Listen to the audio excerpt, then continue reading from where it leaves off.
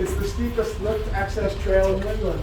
And if you look up the line, yep, you should go yikes. It is steep, narrow, gnarly, not for everyone. Put your boards together and let them rip.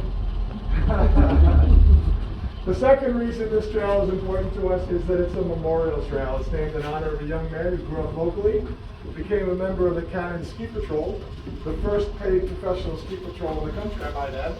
Then he entered the military and unfortunately was killed during his service, and this trail was named in his honor.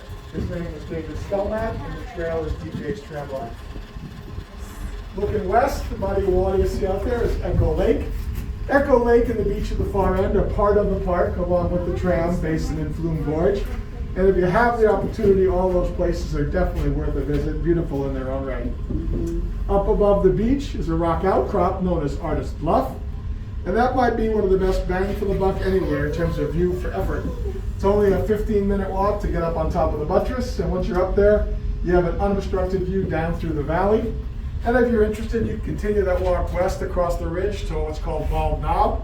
And once you get over there, you have an unobstructed view to the west. It's quite beautiful. And then you loop back to where you start. The whole loop is only a mile. It takes about an hour. It's an excellent introductory hike to being in the White Mountains. The cliff band across the valley here is called Franconia Crag, or Eagle Cliff. And it gets its name from nesting golden eagles. It has not had golden eagles for quite some time. We do have bald eagles, but we also have peregrine falcons. And right now, much of the cliff is closed to climbing because the peregrines are nesting. As we approach Tower 1, it helps to understand how the tram operates. As I said at the bottom, you had to wait for the car because we're what's called a fixed grip tram. We're hooked to the same rope and never let go. When we left the bottom, the other car left the top. We changed places. It makes sense we pass each other halfway. That's what they catch up. There you go. Their real names are Lafayette and Lincoln, and I'll explain that in just a moment. As we swing by on Tower 1, say hello to Mustard as it goes sliding by.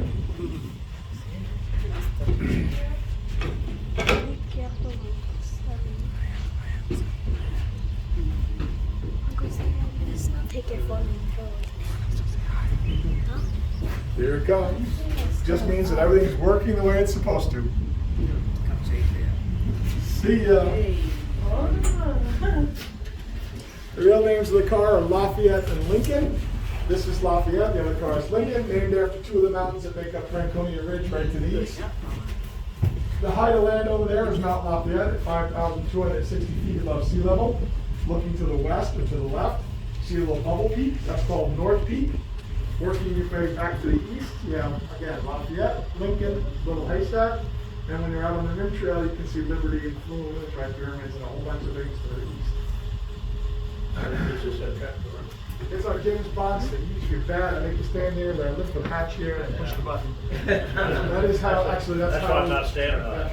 That's actually, if we had to do an evacuation, that's how I would get you out of the car and down to the ground.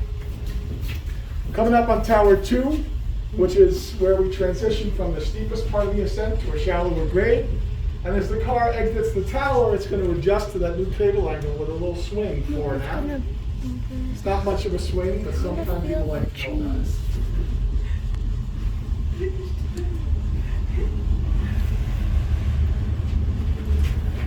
Carry on the tower. Then a little swing forward and back.